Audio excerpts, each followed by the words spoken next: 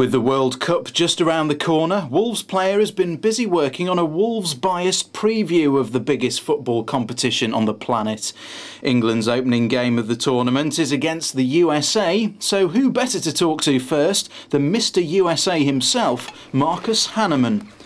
Wolves player was invited for an exclusive behind-the-scenes look at what goes on at the Hanneman household after training. The dog, as soon as you start powering stuff up, he goes, I'm out of here. Wait! Tazzy!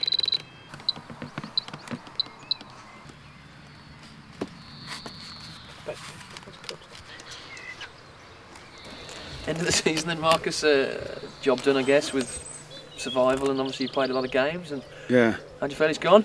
Pretty good. Obviously my role changed a little bit as the season went on, and got my chance after we were under a lot of pressure, and I don't know how we played Arsenal and Chelsea right next to each other. I don't think that was the best planning by the Premier League, but it happened, and we had some rough games, and so I got my chance, and almost to take Wayne out of the firing line, I think, but everything went well. We had some good wins, and I stayed in the team.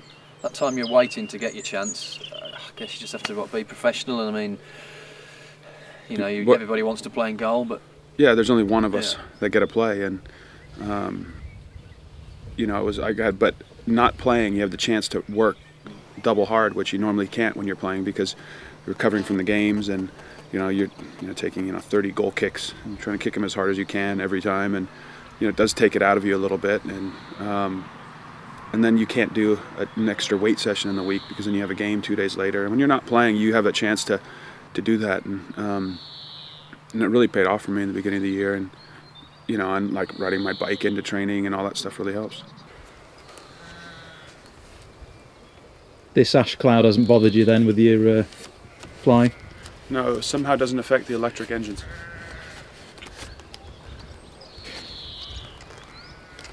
But what is going to affect it is this wind now. It was dead calm a second ago. Now landing in the backyard is going to be hard.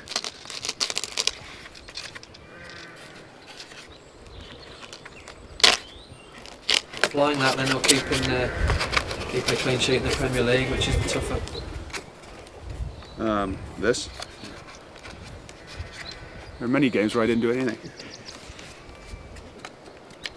Actually, only a couple, but. Any particular highlights? Any games? Any saves? Or just the whole package? I mean, I think everything. The Tottenham wins this year were.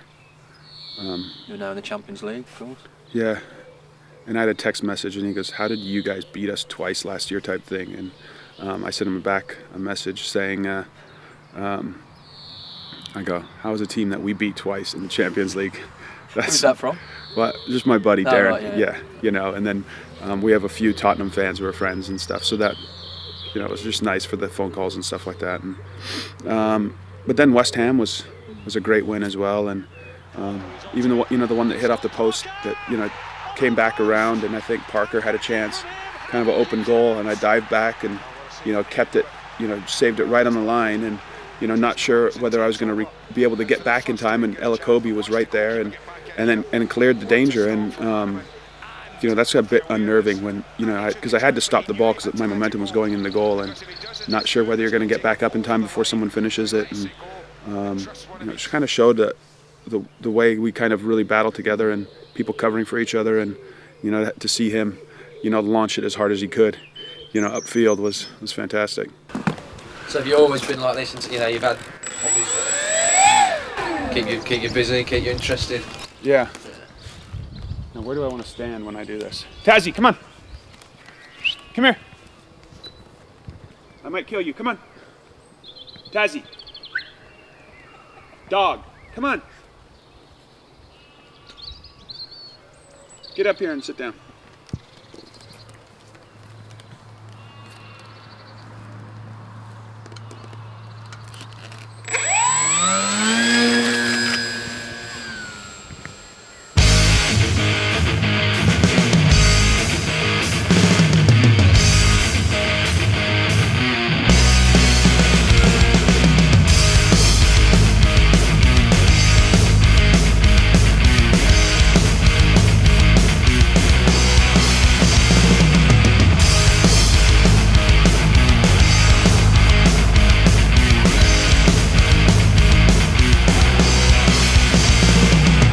cameras then. You've had Doyle here flying his as well. Yeah. Is he any good?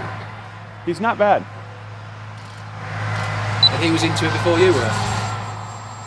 Sort of, yeah. He had a couple of planes that he crashed back in Ireland. Okay, let's see how I'm going to land this thing.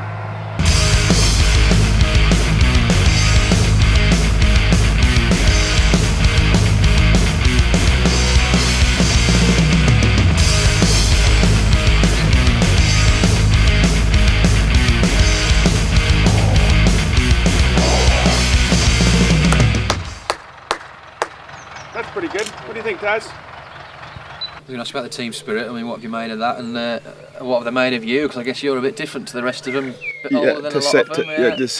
But different interests, your music. Have you tried to educate them? The helicopters and the... Yes, we've tried to with the music, a little 5-finger death punch and Macedon before the games, but that quickly iPod gets taken off, and if it wasn't me, it shows how much respect the guys have for me. That I think my iPod would have been in the bin, but they just take it off nicely and set it down next to it and put on something different. But it's a good group, though, isn't there?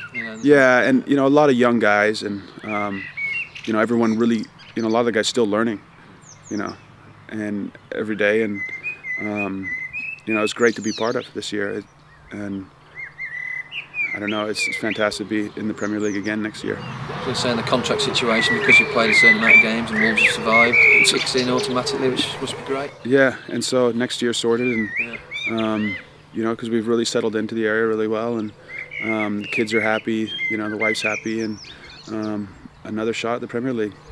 How much are you looking forward to that? I mean, they all say you survived 1 year, which you did with Reading. Next year is going to be even more tough, and Wolves won't be a surprise package anymore. People know that you've got something about you to survive. Is it going to be tougher? It always seems to be a little bit tougher the next year, and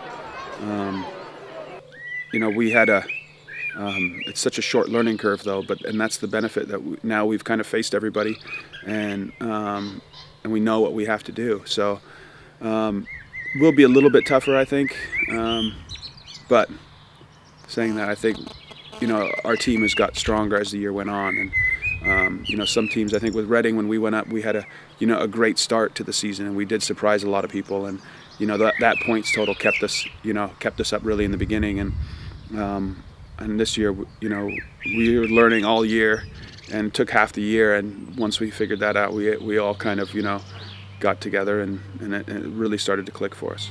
On a personal note, the challenge of trying to keep your place. I mean, Wayne and Carl, young keepers, they'll come strongly. I guess you're still enjoying it as much as ever, and you're going to be as determined as ever to play every game. Yeah, it's tough keeping those guys out of the team, and it's great to train with those guys, and I obviously have different style than them, and a bit funny in the beginning when I'm not diving for stuff, and I go, it's not 11 o'clock yet. I go, I don't dive till 11, and what's all that about? I was going to ask you about that one. Well, it takes a while for the body to get warmed up, and but it's almost on the nose. When we start at 10:30, it's the half-hour warm-up before I actually contemplate about hitting the floor. Next time on At Home with Hanneman, the chicken and the egg story. 1 rooster, 3 hens. Yeah, it turned out 3 roosters, 1 hen. We get like an egg every week, which is awesome. We have to fight over it.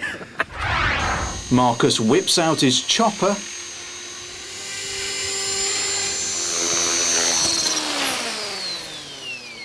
You want to see upside down? Upside down flight? Okay, I got to just change batteries. So if you want to cut for a second. There's no guarantee this is even going to hold.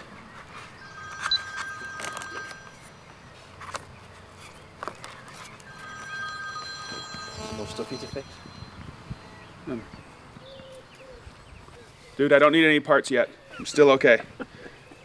And what goes up must come down.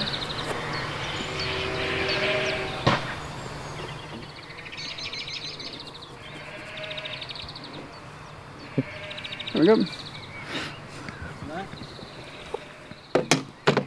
It's hard to see behind the tree.